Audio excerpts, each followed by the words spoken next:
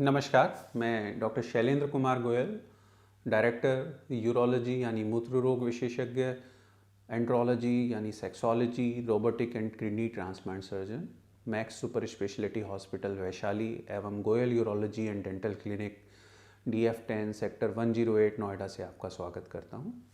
आज मैं आपको प्रोस्टेटाइटिस यानी प्रोस्टेट ग्लैंड में होने वाले इन्फेक्शन के बारे में बता रहा हूं। प्रोस्टेटाइटिस इतनी कॉमन बीमारियां हैं, यदि मैं कहूँगा कि हम मूत्र रोग विशेषज्ञ यूरोलॉजिस्ट के पास आने वाले सबसे कॉमन जो बीमारी होती है वो प्रोस्टेटाइटिस होती है। प्रोस्टेटाइटिस यानी प्रोस्टेट ग्लैंड का इन्फेक्शन। प्रोस्टेट ग्लैंड वो ग्रंथि है जहाँ पे वीर्य बनता है और ये पेशाब की थैली के नीचे इंटरनल होती है। ये जो बाहर जो टेस्टिस होते हैं, कुछ लोग कंफ्यूज होते हैं कि ये प्रोस्टेट ग्लैंड हैं। ये प्रोस्टेट ग्लैंड नहीं होते हैं। प्रोस्टेट ग्लैंड एक वीर्य की ग्रंथि है जो वीर्य बनाती है, पेशाब की थैली के नीचे इंटरनली सिचुएटेड होती है और इसको हम फील करते हैं यूरोलॉजिस्ट एक फिंगर टेस्ट के द्वारा, जो कि लेट्रिन के रास्ते यदि हम फिंगर डाल के चेक करते हैं तो हम प्रोस्टेट ग्लैंड को फील कर सकते हैं।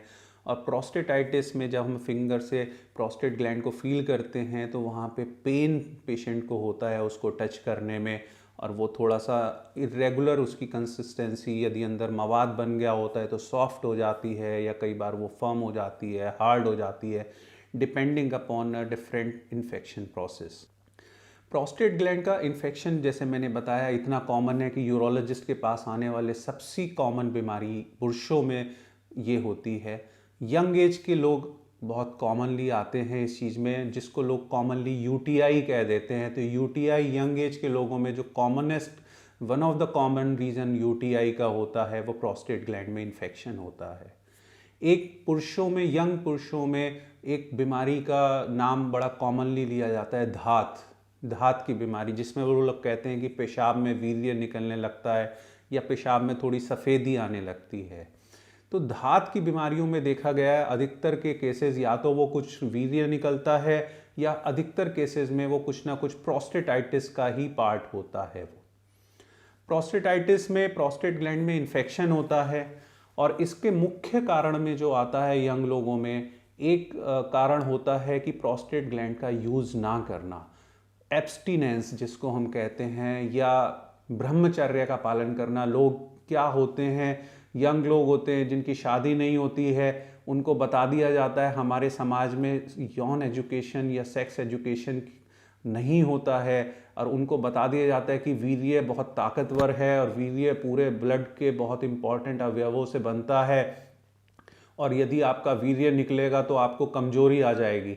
और लोग इस भ्रांति की वजह से ना मास्टरबेट करते हैं, हस्तमैथुन नहीं करते हैं। उनको यदि वीर्य नाइट फॉल में निकलता है तो वो समझते हैं कि कोई बीमारी हो गई है और वो कमजोरी से ग्रसित हो जाते हैं, और वीर्य जब उनका पेशाब के साथ निकल के मिक्स होकर आता है उसको लोग धात की बीमारी कह देते हैं, और पता नहीं क्या क्या साइकोलॉजिकली और फिजिकली समस्याओं से लोग ग्रसित होने लगते हैं। लेकिन यदि किसी भी ग्लैंड का स्ट्रक्चर, या मैं बॉडी में कहूँगा किसी भी अंग को आप यदि यूज़ नहीं करते हो तो वो प्रॉब्लम में आने लगता है। हम यदि नई गाड़ी भी खरीदें और हम उसको 20-25 दिन तक नहीं चलाएं, तो जब 20-25 दिन के बाद हम उसको निकालेंगे तो पता चलेगा कि बैटरी की चार्ज प्रॉपर नहीं है, टायर में हवा ठीक नहीं है, पेट्रोल प्रॉपर नहीं है, तो आपकी गाड़ी अच्छे से नहीं चलेगी। तो ऐसे ही बॉडी ऑर्गन्स का है कि किसी चीज़ की एक्सरसाइज, यदि मैं बॉडी के मसल्स की एक्सरसाइज करता हूँ तो मसल्स मजबूत होती हैं, तो वही चीज़ प्रोस्टेट ग्लैंड का है। यदि हम ग्लैंड को यूज़ नहीं करेंगे, 15-16 साल के बाद जो लड़का होता है वो जवान हो जाता है, बॉडी द्वारा उसका रिप्रोडक्टिव सिस्टम यानी प्रजनांग जो हैं वो उसके डेवलप हो जाते हैं, वीर्य बनना शुरू हो जाता है, और यदि वो वीर्य को ना निकाले और वीर्य अंदर रुका रहे प्रोस्टेट ग्लैंड में, तो वहाँ पे ये रुका हुआ वीर्य इन्फेक्शन कॉज करता है। Common reason for prostatitis is this कि वीर्य का रेगुलर नहीं निकलना।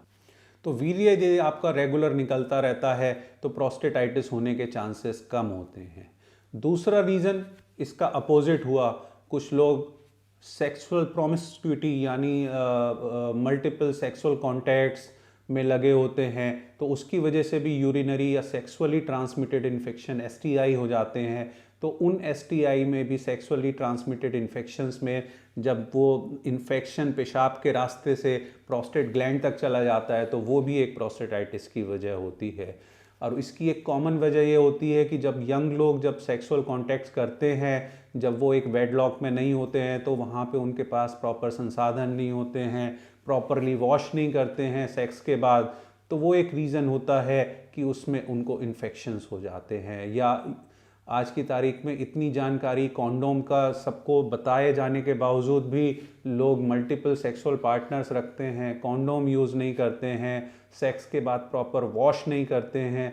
इन सब हाइजीनिक एक्टिविटीज़ के ना करने से भी जब इन्फेक्शन हो जाता है, तो उन इन्फेक्शंस में भी एक और रीज़न होता है कि आफ्टर सीमन निकलने के बाद यदि पुरुष लोग इमीडिएटली पेशाब जब जाते हैं, तो वो पेशाब, जैसे हमारा ये गला है, इसी गले से हम बोलते भी हैं, पानी भी पीते हैं, खाना भी खाते हैं, लेकिन अंदर का रास्ता अलग अलग है। तो यदि हम बात करते समय या सांस लेते समय यदि पानी पिएंगे, तो कितना भी साफ़ पानी हो, पानी की एक बूंद यदि हमारे गले में चली जाती है, सांस की नली में चली जाती है, तो सांस की नली में जब पानी जाता है तो बहुत ज़्यादा इरिटेशन हो जाती है और हमारे धक्का लग जाता है, जान पे बनाती है। तो वही चीज़ पेशाब के रास्ते में है, उसी रास्ते से वीर्य भी निकलता है, उसी रास्ते से पेशाब भी निकलता है, बट दोनों साथ साथ कभी नहीं होते क्योंकि इंटरनल रास्ते अलग हैं।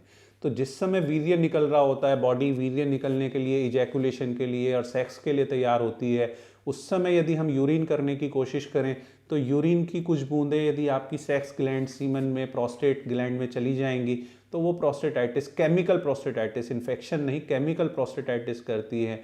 तो उसकी वजह से भी प्रोस्टेट ग्लैंड में इन्फ्लामेशन हो जाता है। डायबिटीज़ जिन लोगों को होती है, यदि शुगर अनकंट्रोल्ड रहे, तो वो भी एक वजह रहती है। बॉडी की लो इम्यूनिटी भी एक वजह रहती है। तो मोटे मोटे कारण जो प्रोस्टेट इन्फेक्शंस के होते हैं, कुछ तो सेक्स रिलेटेड हो गए, सेक्सुअली ट्रांसमिटेड इन्फेक्शंस हो गए, वीर्य का ना निकलना हो गया, वीर्य निकलने के फ़ौरन बाद पेशाब करने की आदत वाला हो गया, अनकंट्रोल्ड डायबिटीज़ या बॉडी की लो इम्यूनिटी, ये कारण होते हैं। पेशाब के रास्ते में रुकावट, या जिसको हम स्ट्रिक्चर की बीमारी कह देते हैं, या स्टोन्स यदि पेशाब की नली में फंस जाए, तो उसके ब्लॉकेट की वजह से भी प्रोस्टेट ग्लैंड में इन्फेक्शंस हो जाते हैं। कुछ टाइप्स जिसको हम कहते हैं, हम मेडिकली टर्म्स में एक्यूट प्रोस्टेटाइटिस या क्रॉनिक प्रोस्टेटाइटिस या केमिकल या क्रॉनिक पेल्विक पेन सिंड्रोम, ये डिफरेंट टाइप के हम मेडिकल टर्म्स प्रोस्टेटाइटिस के लिए यूज़ करते हैं। बट वो I would say that they are more of interest for the doctors too, वो आपकी ट्रीटमेंट में हेल्प करने के लिए ये सब डिफरेंशिएशन इंपॉर्टेंट होता है। प्रोस्टेटाइटिस का डायग्नोसिस जो होता है वो यूजुअली यूरिन टेस्ट करके किया जा सकता है। यूरिन में टेस्ट किया जाता है, रूटीन कल्चर, वीर्य की जांच कराई जाती है, ब्लड में प्रोस्टेट पीएसए टेस्ट कराया जाता है, जो कि प्रोस्टेटाइटिस में भी बढ़ जाता है, प्रोस्टेट कैंसर में भी बढ़ता है, लेकिन प्रोस्टेट इन्फेक्शंस में भी पीएसए बहुत बढ़ जाता है। और बाकी और बॉडी के और टेस्ट कराए जाते हैं ये देखने के लिए कि इन्फेक्शन की सीवियरिटी कितनी है। यदि आप डायबिटिक हैं तो चेक करने के लिए कि डायबिटीज़ तो नहीं है। प्रोस्टेटाइटिस का इलाज एंटीबायोटिक और कुछ सपोर्टिव मेडिसिन जो कि प्रोस्टेट के ब्लड फ्लो को बढ़ाती हैं, जिसमें PD5 इनहिबिटर्स और अल्फा ब्लॉकर्स आते हैं, वो इम्पॉर्टेंट होते हैं। अनलाइक कॉमन इन्फेक्शन जहाँ की एंटीबायोटिक हम 4-5 दिन के लिए देते हैं कि खांसी में या नॉर्मल कॉमन कोल्ड, इस तरीके के सिंपल इन्फेक्शंस में 4-5 दिन की दवाइयाँ दी जाती हैं। प्रोस्टेट ग्लैंड के इन्फेक्शंस में कॉमनली एंटीबायोटिक हमें 1.5-2 महीना देनी होती हैं। और इस तरीके के सिम्टम्स में क्या होता है कि आप कुछ दिन दवा लेते हो, आपको आराम मिल जाता है, लेकिन यदि आप प्रॉपरली कोर्स पूरा नहीं करते हो तो कुछ दिन बाद फिर वो दोबारा हो जाती है। और एंटीबायोटिक का ये है कि जो बैक्टीरिया इन्फेक्शन कर रहा होता है, कि आपने एक बार यदि एंटीबायोटिक ली, एंटीबायोटिक का कोर्स बीच में यदि आपने ड्रॉप कर दिया, तो वो अगली बार बैक्टीरिया उससे रेजिस्टेंस हो जाता है और आपका कॉस्ट ऑफ ट्रीटमेंट और सीवियरिटी ऑफ ट्रीटमेंट और एंटीबायोटिक भी अपग्रेड करनी पड़ती है, तब जाके उसको हम काबू में कर पाते हैं।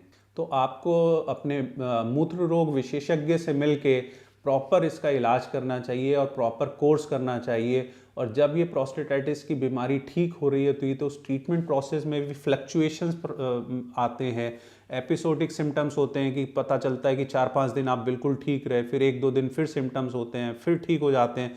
तो ये एपिसोड्स धीरे धीरे आपके कम सीवियरिटी के, यदि आप प्रॉपर इलाज करते हैं तो कम सीवियरिटी के और धीरे धीरे करके ख़त्म हो जाते हैं। लेकिन यदि आप प्रोसेस को, ट्रीटमेंट प्रोसेस को बीच में रोक देते हैं तो फिर से वो फुल अप बीमारी फिर से हो जाती है।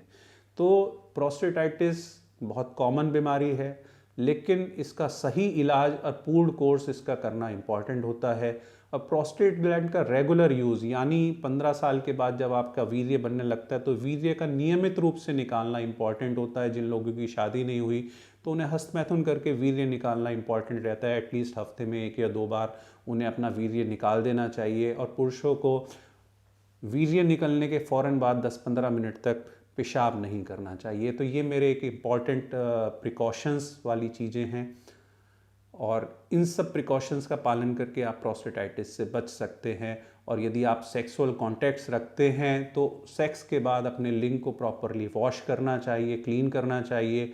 और आपके यदि मल्टीपल पार्टनर हैं और आउट ऑफ वेडलॉक आप सेक्सुअल कॉन्टैक्ट रखते हैं तो कॉन्डोम का यूज़ ज़रूर करें। यदि आपको इस वीडियो में दी गई इन्फॉर्मेशन पसंद आए तो आप इस वीडियो को लाइक एंड शेयर करें और चैनल को सब्सक्राइब करें। और आपके यदि कोई सवाल हैं तो आप कमेंट बॉक्स में ड्रॉप करें। धन्यवाद।